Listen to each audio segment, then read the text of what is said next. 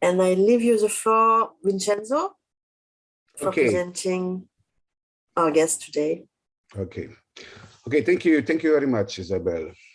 So on behalf of the Global Research Institute of Paris, I would like to welcome Professor Rudometov to this meeting, the third meeting of the seminar, The Fields of the Global, organized by Isabel and myself.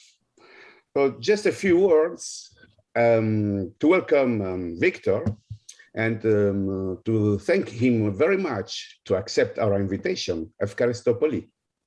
Victor is a leading scholar in the field of global studies, transnationalism, even cosmopolitanism, and above all, his work on globalization is simply outstanding. I just checked on Google Scholar, and he has been cited more than 7,000 times. Victor Rudometov received his PhD in Sociology and Cultural Studies from the University of Pittsburgh. Is now the current director of the Historical and Literary Archives of Kabbalah.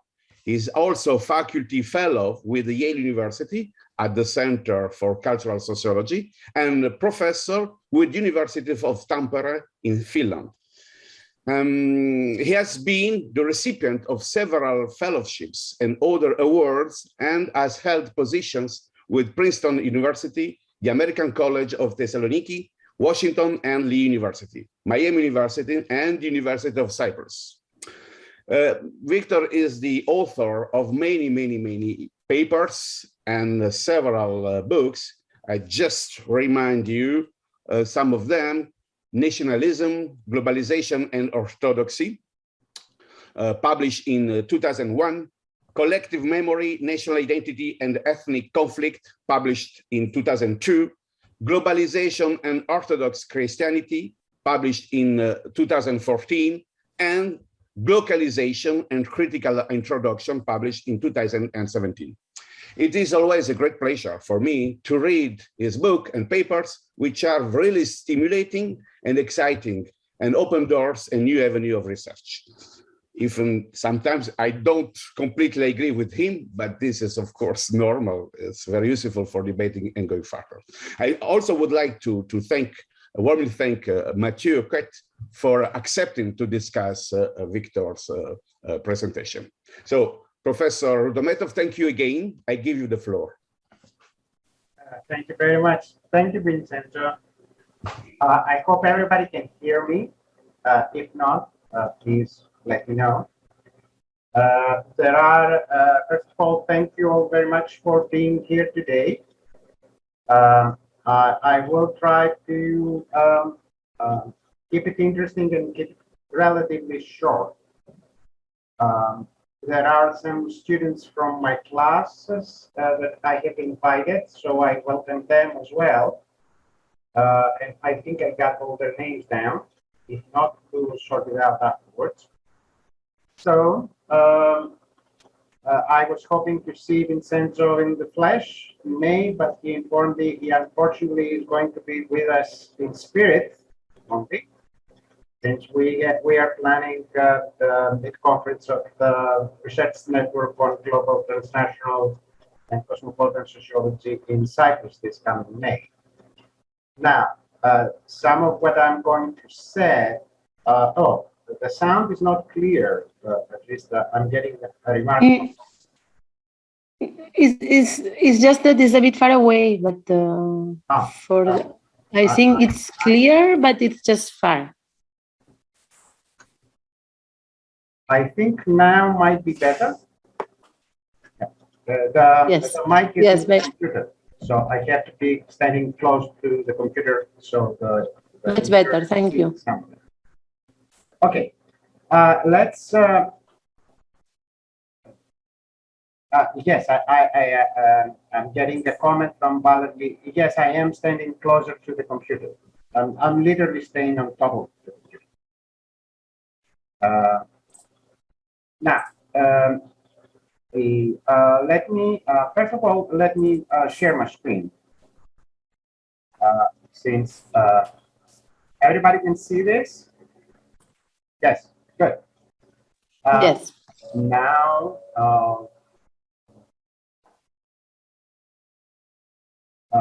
yes, hopefully now you will be able to hear me better. One of my students made that remark. Also, it is possible that you will get used to the tone of my voice. Now, let me move on to the slideshow.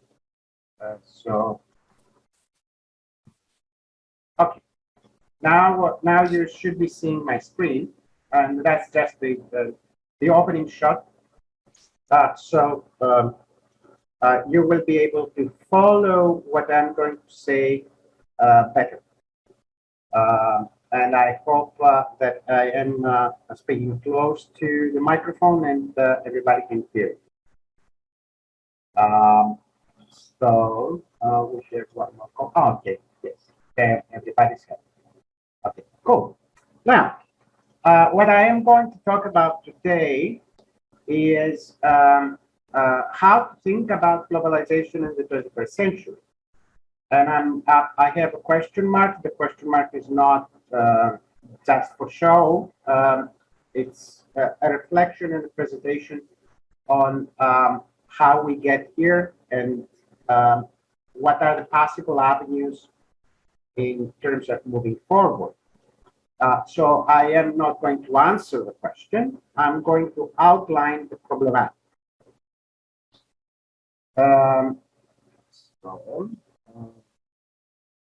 Let's move.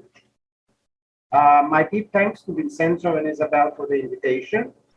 What I'm going to present goes on a variety of papers and articles, and I'm mentioning them in the course of the presentation. Some of them I give the precise citations, some of them I'm not. So if there is a source that you want the full citation, you can let me know. The presentation is structured into 3 parts. The first part is the rise and fall of globalization in quotation marks, and I'll explain why I'm using the quotation marks. The second part is an overview and critique of scholarly research programs on the area of global studies and globalization. And the third part is a sort of an outline of current research, inclusive of possible future directions, and we can talk about those when we come to it. I will try to keep it short. The first part is the rise and fall of globalization in quotation marks. And some of what I'm going to say is going to be autobiographical. Early references to globalization in the literature go as far back as the 1930s. There is a wonderful article authored by Paul James and Manfred Stiger, published in 2014 in Globalizations, which tracks those early references and establishes that the term has a longer history than that is conventionally assumed. The phrase global society was introduced in the 1960s, especially at the time when we had the space race, which of course culminated in this iconic photograph of the Earth from the moon, which is considered to be one of the most widespread images of the world. However, even if you just have a very cursory glance at Google metrics, you will notice, and this is something that's backed up by every single database, that the popularity of the use of the term globalization exploded right after the collapse of communism in Eastern Europe in 1989-99. Within the span of a very short period of time, boom, all the metrics go up.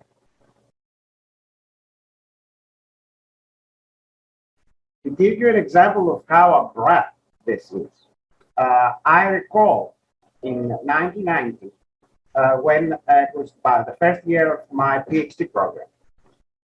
We got some, unsolicited advice by a particular faculty member who told us that this idea of globalization is just a ridiculous idea. It will go away. It's just a fact. And that was not an unreasonable statement at the time. However, since the 1990s, I have witnessed personally all the intellectual trends and developments, and I wrote about them in 2017 article for the online publication of the International Sociological Association, the e-symposium, and it's online. After 1990, as a young student, I did not listen to that unsolicited advice that was given to us. I was introduced to the problematic of globalization through the work of my former mentor, Ron Robertson. And for the most of the last 30 years, I have been an international immigrant myself. And after the Great Recession of 2008, the sovereign state crisis, I also had the bitter distinction. I think not that many people are in this category. That's why I'm saying it.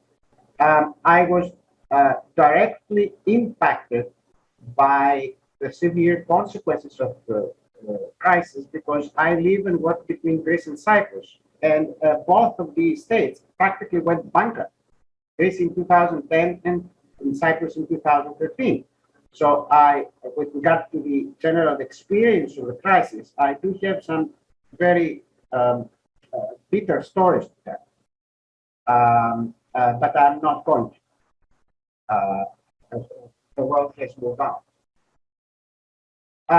And the first part of this presentation, as I said, I'm going to talk more about the public discourse on globalization.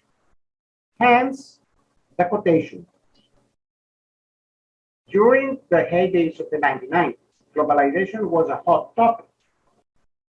But globalization was rarely understood in the manner proposed, for example, by my former mentor, who wrote his classic work, Globalization, Social Theory, and Global Culture, and came out in 1992, although the majority of the articles that make up that book were published before that, mostly in the late 1980s. Instead, globalization was usually interpreted and understood in terms of the famous globalization of markets that was proposed by Theodore Levitt in the Harvard Business Review. You have the lead there. That's for the economists and the business people. That's the main frame of reference. I'm not saying that Levitt is correct. I'm just mentioning. Actually, increased depth, sophistication, and analysis came not from the economists, but came from the social scientists. The notions of globalization employed by social scientists did not and do not necessarily dovetail with the economist's understanding and are far removed from what the average person understands by the word globalization. Actually, that one of the things that I'm asking my students to do is to write those ideas down, because what we usually refer to globalization, what we usually mean when we refer to globalization in the academic literature is different from what the average person understands when they're using the term. In other words, globalization has operated both as a first-order concept and as a second-order concept. And referring here to Albert Schultz's dichotomy. The first-order concept represents the common sense of the Washington consensus, this notion about the world as it emerged and since the 1990s, and we usually call it neoliberalism. Once upon a time, it was hailed as a new irreversible reality, but of course, currently it is doubted by numerous individuals, intellectuals, political parties, even economists and entrepreneurs. The end of the neoliberal consensus of the post-communist New World Order, or what is referred to as the globalization project, has been repeatedly declared, and that was before Ukraine convinced even those who were skeptical that the New World Order is over, and now we're going to have a new world order. Now, when was that? That's a fascinating question. You can pick any of the dates that I'm placing up there. You can go with the Brexit vote or the election of Donald Trump, or you can even put the invasion of Ukraine up there. Most people used to refer to the Great Recession. There is, of course, 9/11, and well, before that, it is the 1999 Battle of Seattle, where the protesters protested against the World Trade Organization. I have lived through most of these events, so I consider that September 11th is the best day. I do that not because it is the earliest date, with the exception of the Battle of Seattle is, but also because it aptly illustrated the overnight end of dreams about Western dominance. There is a recent documentary, The Turning Point, that has reminded audiences of this significance. 9/11 changed irreversibly the tenor of both domestic and international affairs and public life in numerous countries, and it did that within hours. To give you an example, in the case of Ukraine, we've been talking about it for weeks and even years. So it's not really a surprise. We might be stunned that it happened, but we cannot claim that it came out of the blue sky.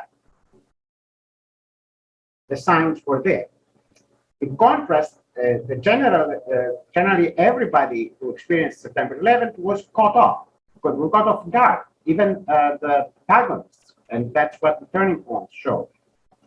So the post 9/11 world featured a series of processes such as increased in surveillance and military interventions that are still with us and yet shaped decisively the social life of the 21st century.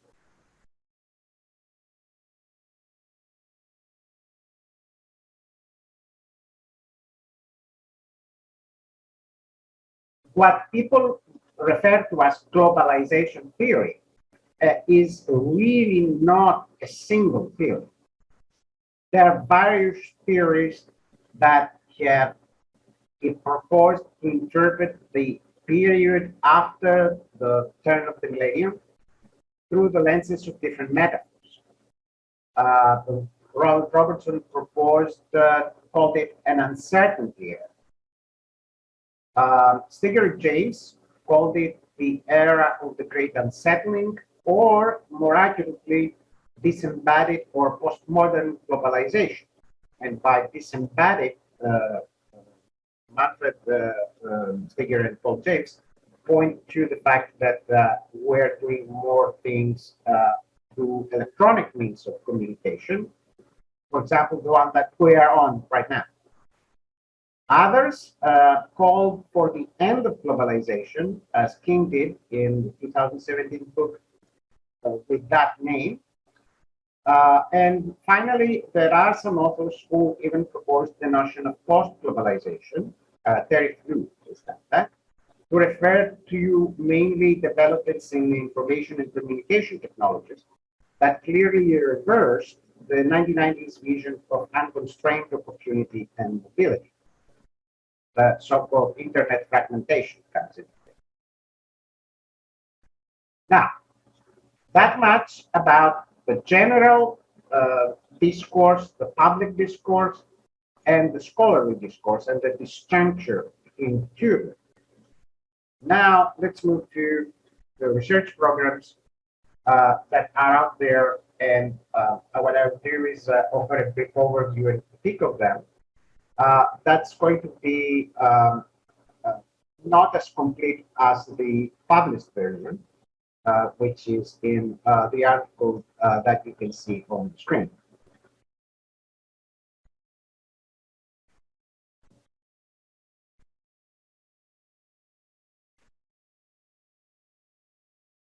As I already mentioned, there is no single version of globalization theory.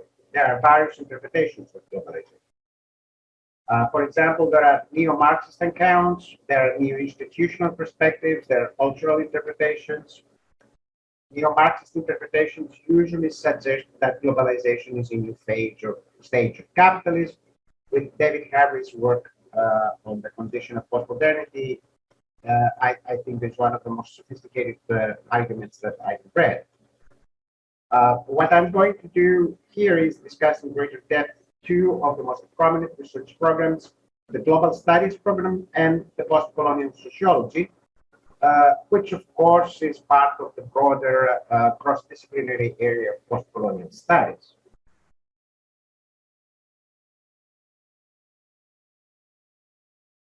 The Global Studies research agenda. Global studies came about as a result of various institutional and scholarly trends, and there are currently at least, perhaps even more than 25 North American institutions that have mostly graduate programs on global studies. It came about as a coalescence of two types of trends, scholarly trends and institutional trends. On the scholar trends, the term global modernity became fashionable in the 1990s, widely circulated, and it was complemented later with the emergence of the multiple modernities agenda from the late Samuel Eisenstadt, and the notions of a single world or global culture that originated in the Stanford program, in the Stanford School that I'm going to talk about later on. The institutional trends include two developments. The first one is that after the collapse of communism, there was this field that was called area studies in the United States, and it has different names in different countries. It also exists in France and in Germany and in the UK. It's basically the study of other cultures. The area studies programs were heavily dependent upon funding, and that was in large part because they studied the communist countries, so they produced useful knowledge. And once communism was gone, their funding was gone. And so they lacked a policy-grounded foundation for continued financial support, hence they had a reason to reshuffle and go into the area that eventually became global studies. The other institutional trend was the formation of two global studies associations, one based in the United Kingdom, and that was done in 1999, and I was there at the foundation, in the inaugural conference in the foundation of that association, and the other one that started in the United States independently of the UK association. Later on, we had the formation of the Global Studies Network that was done largely thanks to the work of several people, inclusive of the Dutch scholar Jan Levertine Peters, a social anthropologist or sociologist. Global Studies has since attracted the support of numerous scholars and has produced very important scholarly achievements, inclusive of the Encyclopedia of Global Studies and the latest publication, the handbook, I think it's called, that came out in 2018, edited by Gersbenger, Meyer, Stiger, and Saska. The problem, of course, is that global studies does not have a monopoly over the study of globalization. It is, in practical terms, a hybrid field. It connects political scientists and scholars in international relations with another very diverse and eclectic group of social scientists. In the field of political science itself, global studies emerges as a rival or a would-be rival to the institutional Goliath in that field, that is international studies, and of course the International Studies Association. That way of connecting and doing academic work, of course, has a detrimental effect on sociology, and it's supporting its establishment. science and international relations. But thankfully, globalization is also studied in the American Sociological Association section of Global International Sociology that started, I believe, sometime around 2005 or 2006. And I know that because I am one of the founding members of the group. And the European Sociological Association's research network on global cosmopolitan international sociology, that is the group that we're having the conference in Cyprus this May. Both groups, of course, center on globalization, but you can tell by the titles that there are some other adjectives there. And those other adjectives speak loudly of related clauses that are sufficiently important to the participants to warrant their inclusion into each group's name. So it's not that the global has a monopoly. By the way, the same is true for transnational studies, and there are several networks of transnational studies, at least 2 or 3 that I could add here, but for reasons of brevity, I don't, and just going to move forward. Lastly, there is the institutional perspective known as world society theory or world polity theory, which also studies globalization of modern cultural and institutional forms, but from a different point of view.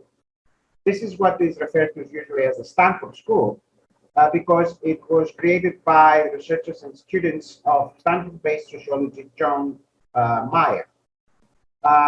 Their take is to explore global modernization as a process of institutional isomorphism, whereby the cumulative success of available organizational models leads to their duplication across the globe. This type of process is largely unidimensional. In other words, it's from the West to the rest. And but the resulting global culture is not seen as a derivative of the West. It's seen as universal. The theory itself leaves ample room for processes of indigenization, diffusion, selective appropriation, and adaptation. And I'm not mentioning the criticisms, but they are, you can find them there out there. Now, that much about the various trends or sub-themes that form the global studies, let's say, paradigm of thinking. There is another paradigm and that has emerged over the last 20 years, and it makes a lot of noise. It's the post-colonial sociology or post-colonial studies take. And of course, some of the things that are being said there are not entirely new. For example, in 1994, in my first publication, I stated that I wrote that sociology emerged through the self-reflection of metropolitan modernity in Western civilization, and as such was considered to be the science of modernity. And so this problematic meant that sociology was defined traditionally in terms of the historical trajectories of those European societies that were modernizing at the time of the discipline's classes, plus the post-Civil War modernization in the United States.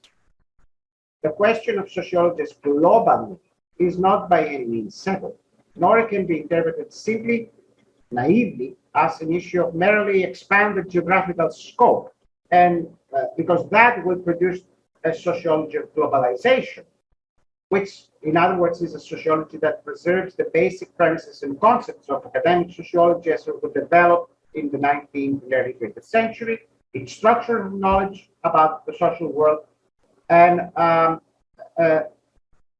the question, however, is whether these have universal validity to the world as a whole. And that, of course, is the main issue. The issue is also practical, and that is because after World War II, modernization theory basically suggested that the rest of the world can copy or duplicate or follow into the footsteps of Western modernization, and that was a preferred path. the world quality and world society theory continue this line of thinking essentially, but there are very important radical criticisms that cannot be that cannot be addressed in that kind of thinking. Those who live in the South, which was a term that was popularized in the 70s to refer to less developed or underdeveloped societies, as they were called at the time.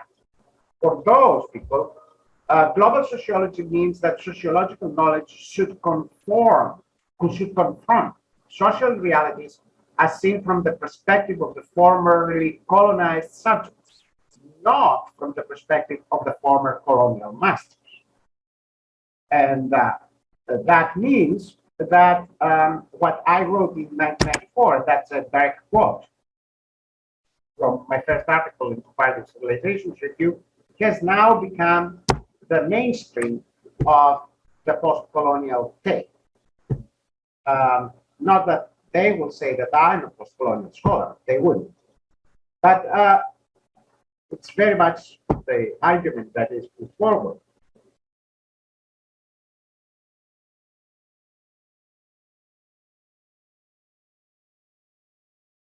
For the post-colonial scholars, modernity is a term that means that the non-Western other is part of the tradition and a culture that's juxtaposed against the West. And the West is identified with modernity, whereas the non-European other is designated as pre-modern, primitive, or non-human. And that means that there is an implicit claim about Western civilization's universality and a Eurocentric perspective that views alien societies as cultivated versions of the West.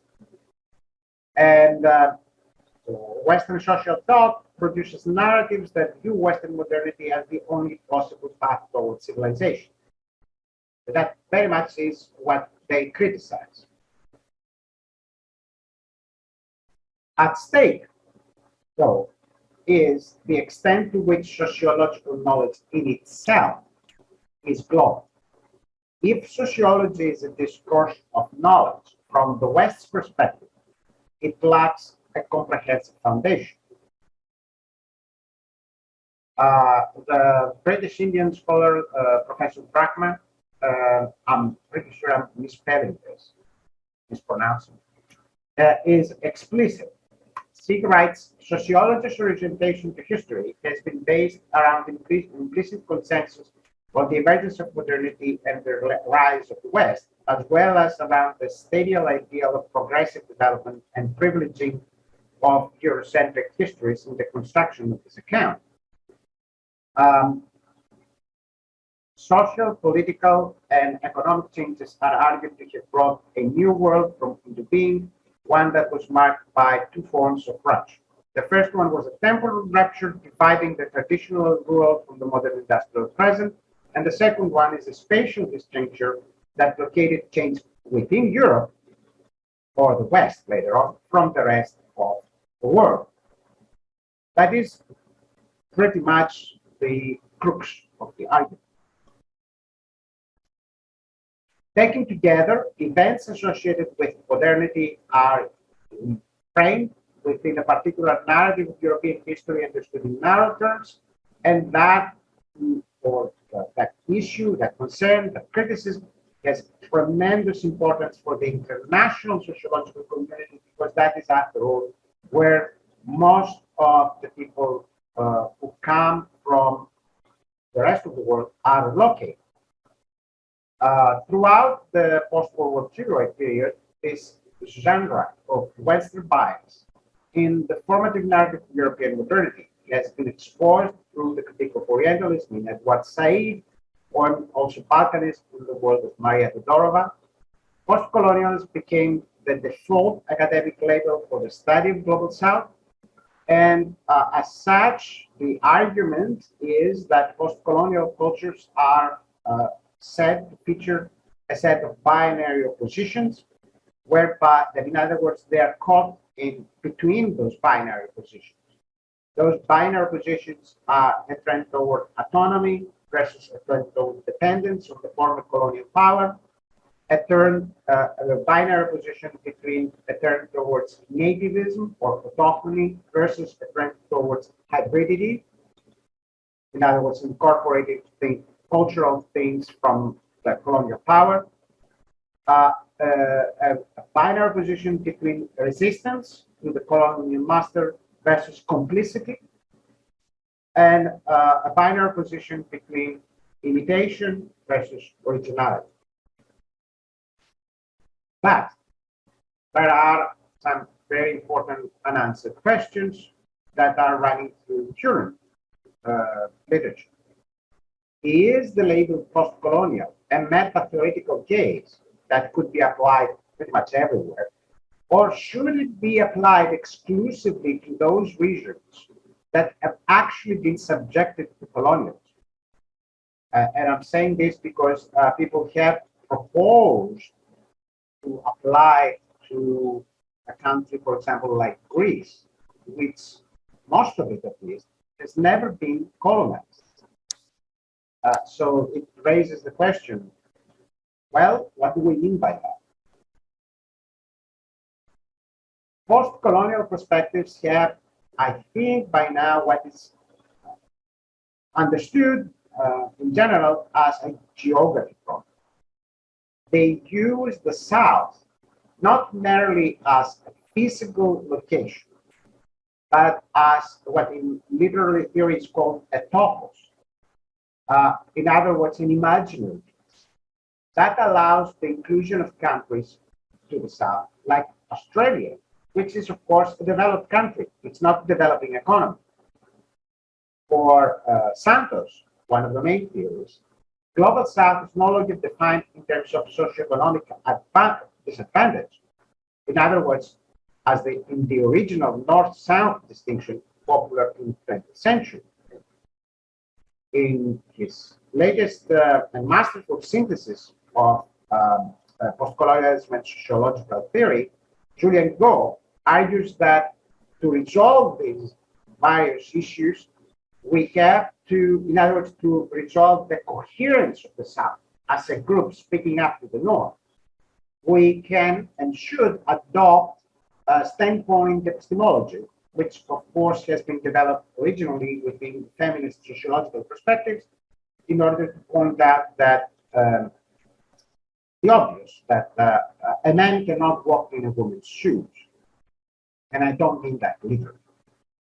In its generalized expansion, this epistemology suggests that different experiences of diverse groups are all equally valid, and therefore it offers interpretations of the social world that are all acceptable.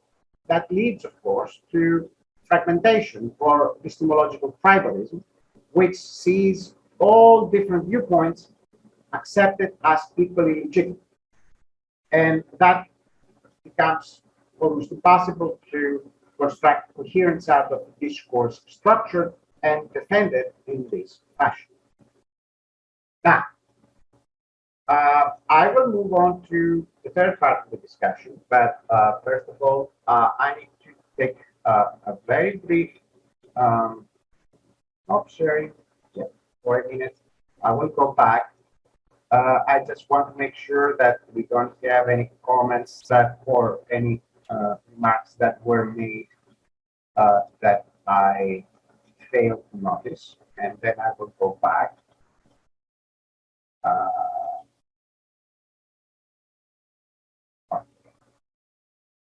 I can go back.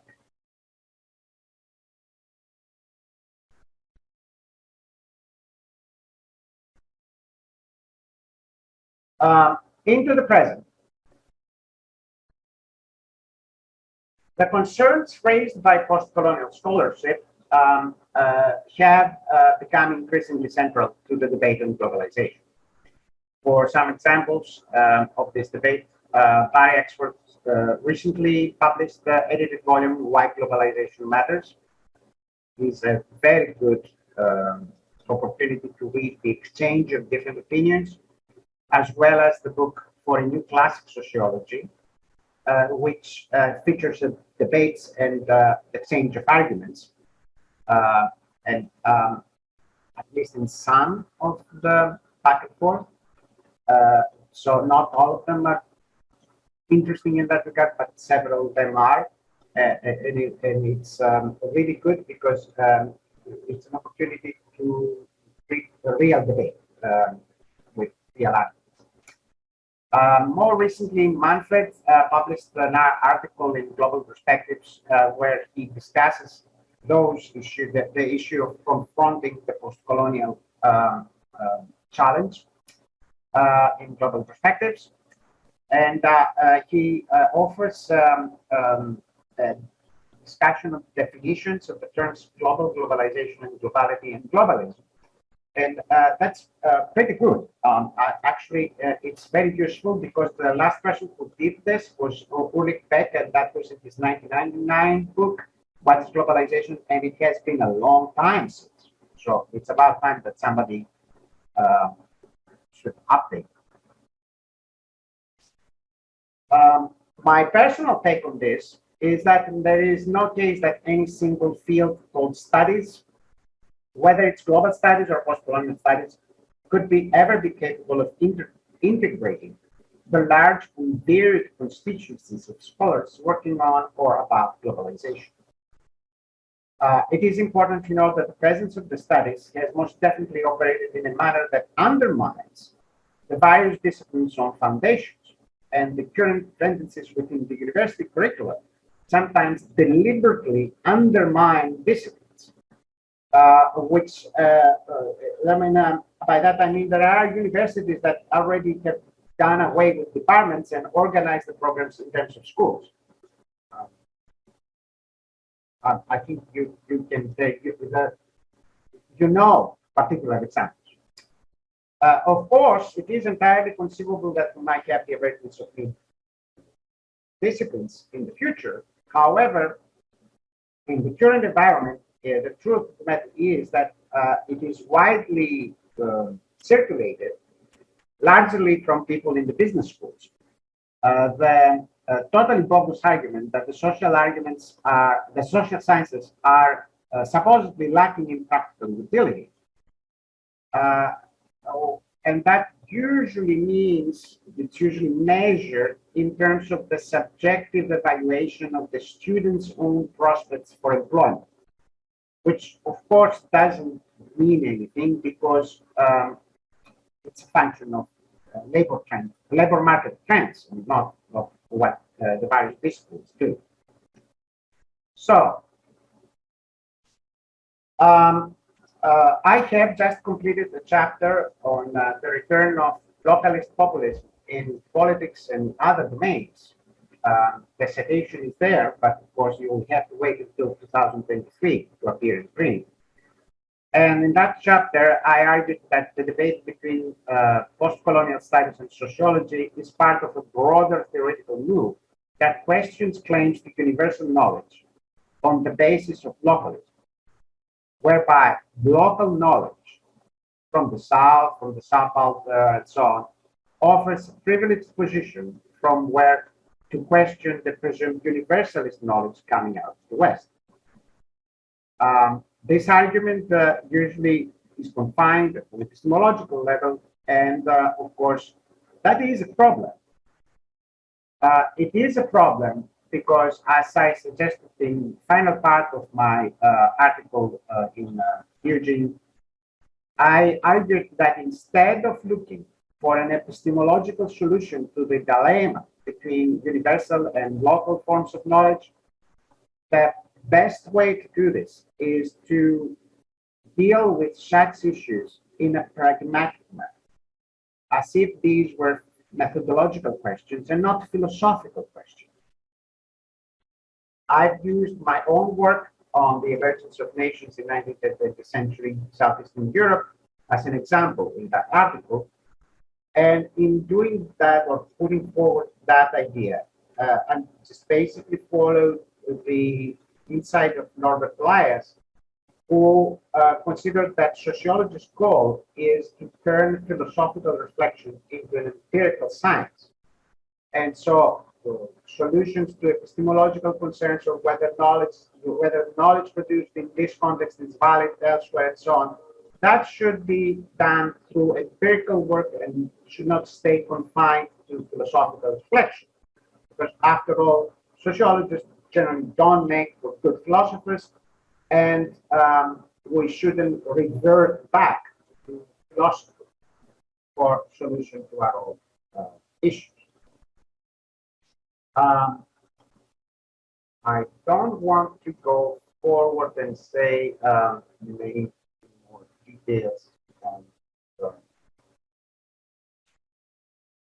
on these issues. So, hence,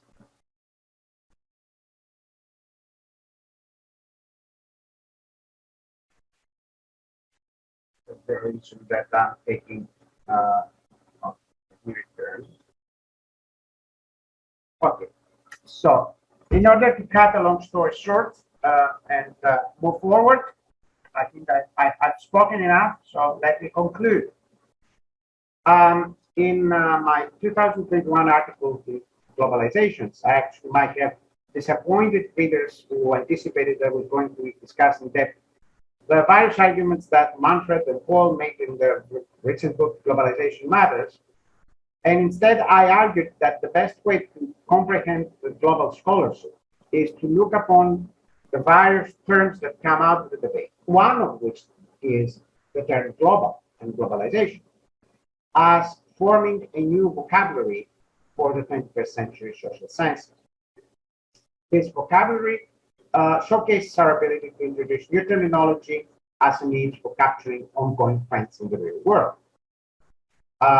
Even in the classic volume 1990, published in 1990, Global Culture, edited by Mike Featherstone, it was not the case that every single contributor shared an identical understanding of globalization, culture, or modernity. Rather, it was the contrary. It was people who developed their own interpretations in a constructive dialogue with others. And I think that's a good way to proceed. So,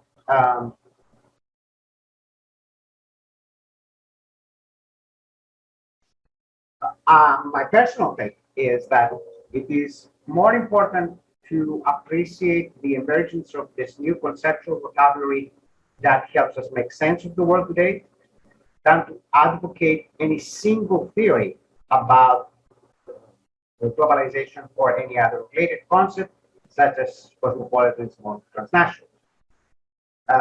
That I think that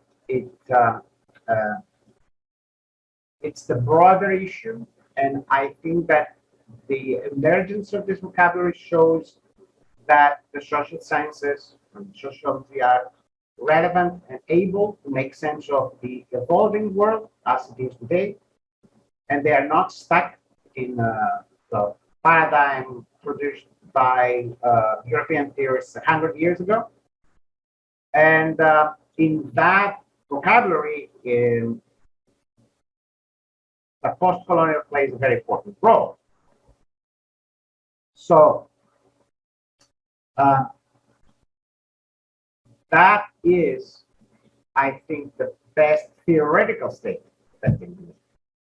That the choices that we're forced to make in our own work and the extent to which we deal with issues of bias, or Occidental or Oriental, or any other term, that is an issue that is best addressed in a context of empirical work. So I will deliberately shorten up the presentation because I hope that they will get some time for exchange. So I will stop here. First of all, thank you very much for your attention and your patience. And I hope the fact that I have the outline printed helped with comprehension of what I'm saying. Finally, as a last remark, I should mention that we have our edited volume, the Handbook of Culture and Globalization, coming up in print this May by the publisher Edward Elgar. The volume is edited by me and Ugo Dessi. And I feel I should say that not only because we are editors of the volume, but also because, after all, this center has a chapter on the volume as well. So it will be in print very, very soon. Thank you all very much for your attention. Thank you for having me. I appreciate being here.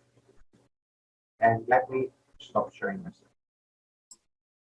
Thank you very much, Victor, for a very clear presentation. Thank you very much. Mathieu, you're with us? Yes.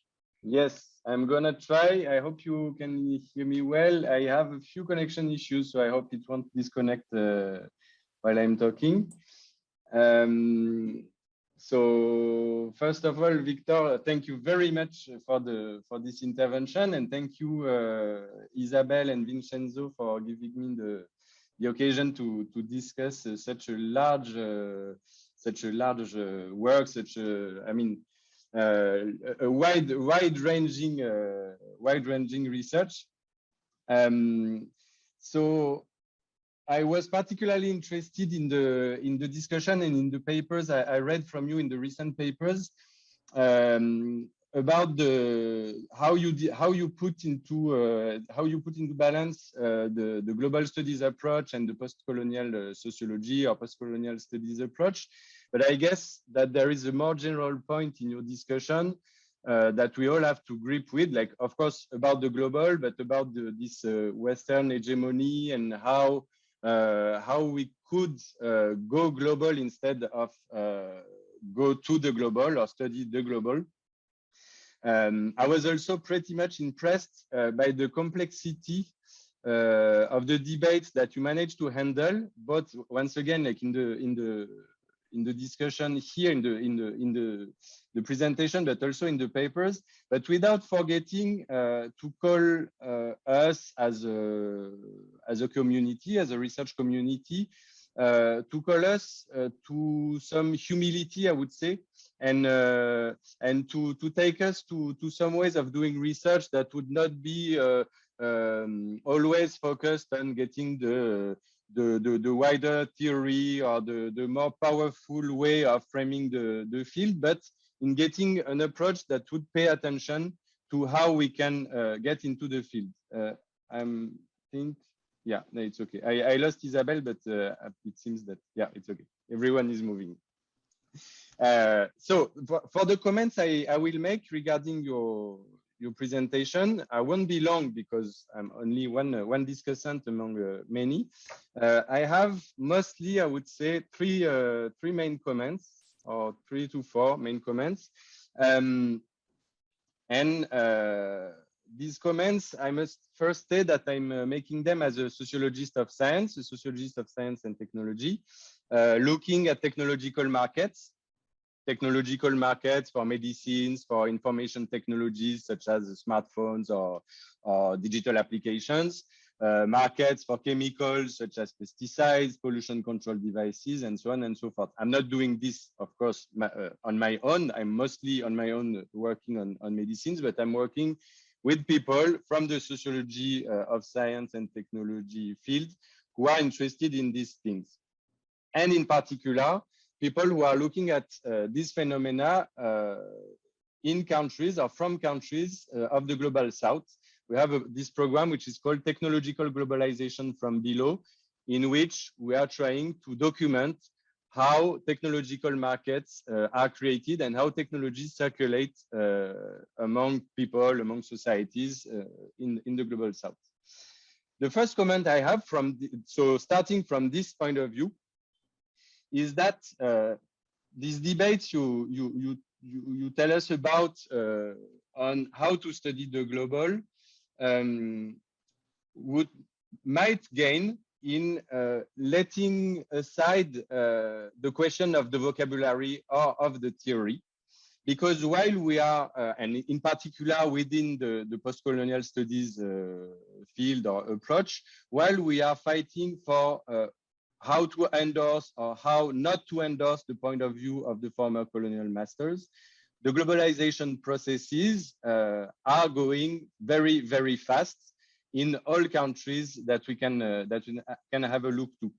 When I'm talking about actors or players of the field, such as Amazon, such as Monsanto, when we are talking about technologies such as biotechnology studied by Kaushik Sundararajan, when we are looking to actors such as the Gates Foundation studied by Lindsay McGoy, when we are looking at infrastructures such as the logistical infrastructures studied by Deborah Cohen, what we are facing is some kind of globalization that is, in my own point of view, once again, as a sociologist of science and technology, without any common measure with the fact that we should take into account the point of view or not of whoever local, whoever subaltern, whoever informal players. Because in the end, it's not about being in the global north or in the global south. It's about being all submitted, all subjected by the same kind of strengths, which are, for instance, the logistical actors. Let's say that, for instance, Amazon is present in almost every countries of the world. Basically has the same politics of setting warehouses and logistical platforms everywhere. And the issue is about, I mean, to me as a sociologist of science and technology, how to document this kind of power that is at stake. And I think it is not completely related with how to deal with it. But I mean, it's not a criticism of your own approach. It's more like when I was thinking about what am I doing with studying the global, how do I study the global? I think this question is never so much an epistemological question as it is a question of technological power, and the technological power, I would say, exceeds a lot by far the power of framing society through sociological methods. The second question and remark I had is more like an invitation. When I was reading and listening to you, I was thinking about another question which is very present in sociology and anthropology of science and technology field, which is the environmental question and how it redistributes the cards of this kind of interrogations. I read in many papers something like colonization or imperialism is not only about Western domination, because the collective we are talking about is not only the collective of the humans, but it's also a collective that includes non-humans that we cannot anymore consider as simple objects. There have been, not only in the field of sociology and social sciences, but huge evolutions, for instance, in the field of public health, that has been going from public to international public health, to global health, to One Health and planetary health, saying that it's not possible today to study health only by looking at the human societies, and that people who are involved into public health today have to take into account the multiple, I would say, the multiple entanglements between human societies and the non-human entities that are gathered around us. And for instance, I mean, there have been a lot of works in the subfield of animal studies. And I'm thinking about Donna Haraway writing, for instance, on the world market for pets, the small animals, or more recently, the works by Rosemary Collard on the traffic of wild fauna. These works show very well that today globalization, and of course, when I'm thinking globalization here, it's the economic globalization, is so much involved in the commodification of everything that surrounds us, commodification of life forms, that we have to take that, I mean, that it might give us a mission, an objective as social scientists to look at the kind of collective that we are trying to, that involuntarily we form with the non-human entities. And I think it's a bit, I mean, I understand it's completely out of your own argument, but I was wondering to what extent would you think that there is something to discuss in between globalization studies and all these studies, let's say more generally environmental studies that are connected and that I think would take us to also shaping new vocabulary, but in a way that might not be included in the debates between, for instance, the global studies and the post-colonial studies. The third point that was also present in your presentation and in your text is about the methodological alternatives to these multiple ways that exist and that tend to describe what is globalization. This point, so once again, I take it coming from socio-anthropology of science and interested in environmental issues. And I identify at least three programs or ways of doing that are pretty, I would say, complementary to what you were explaining. The first one that is very trendy these days, I would say, is kind of a new strong program in sociology and anthropology, which is that of the plural ontologies that we would be able to mobilize against this modernization front that is denounced by, for instance, Bruno Latour or Eduardo Viveros de Castro. I'm thinking, for instance, of Viveros de Castro and this idea that he suggests that through perspectivism, we should project ourselves within the worldview of the jaguar, and in some way, we would take animism as a method, as a sociological and anthropological method of investigation and writing. There are dozens of other works in that line. I can mention also that of Eduardo Kohn, this anthropologist that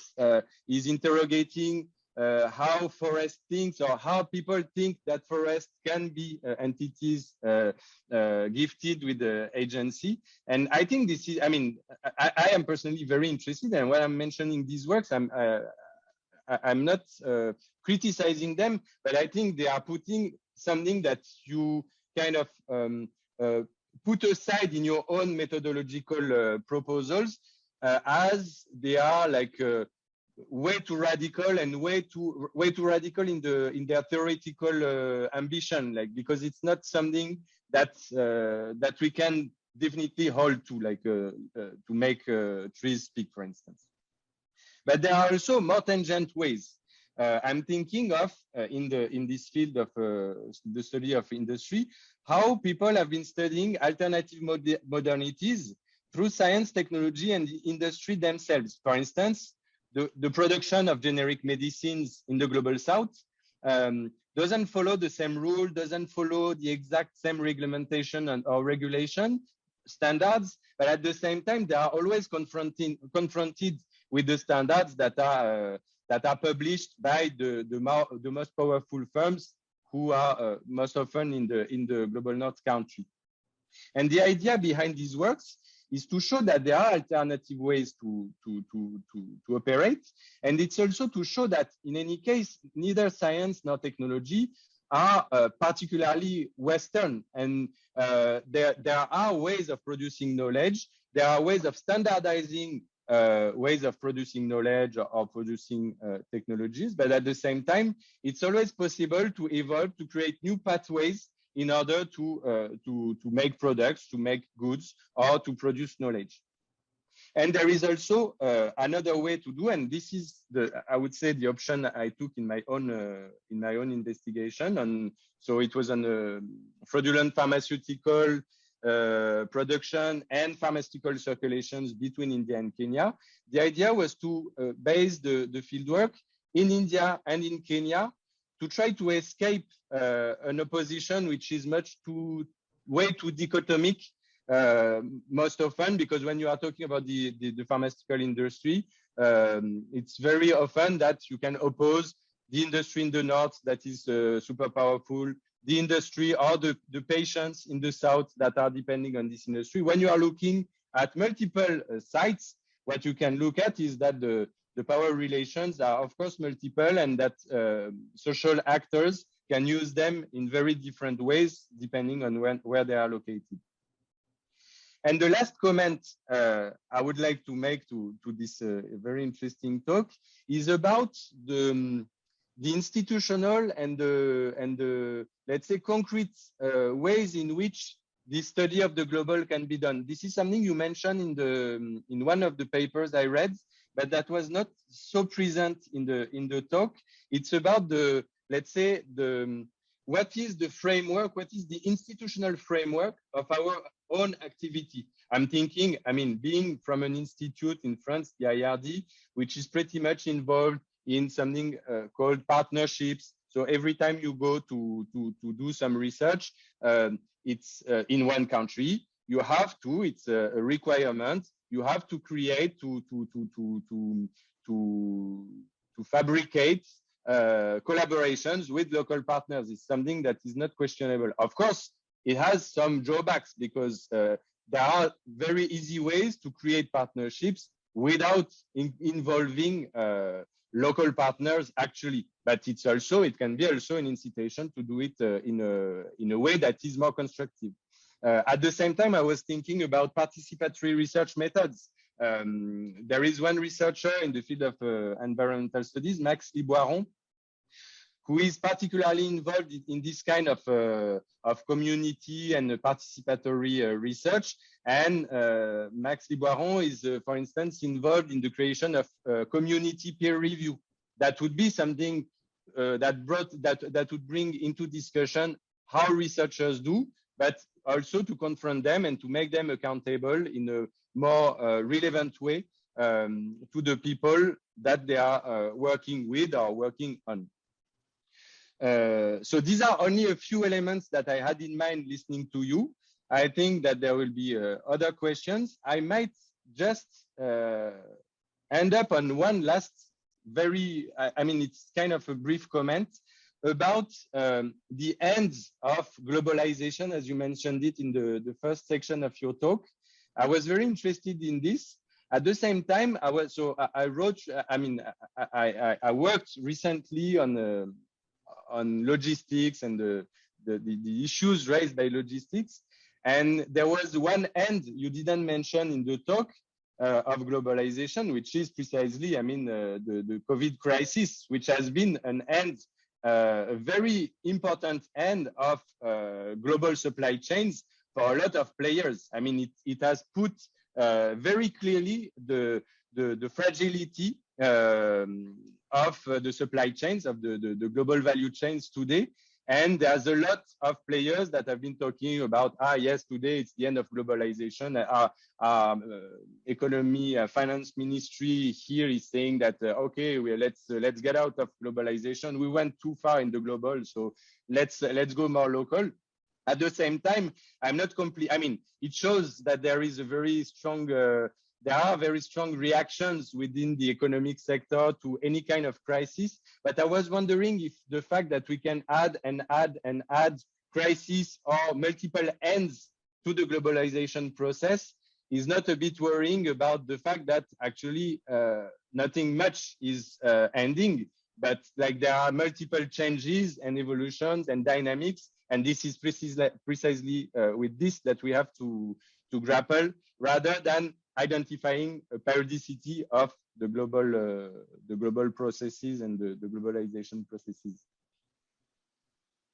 But thank you again, and I'm looking forward to the discussion and to the other questions, of course.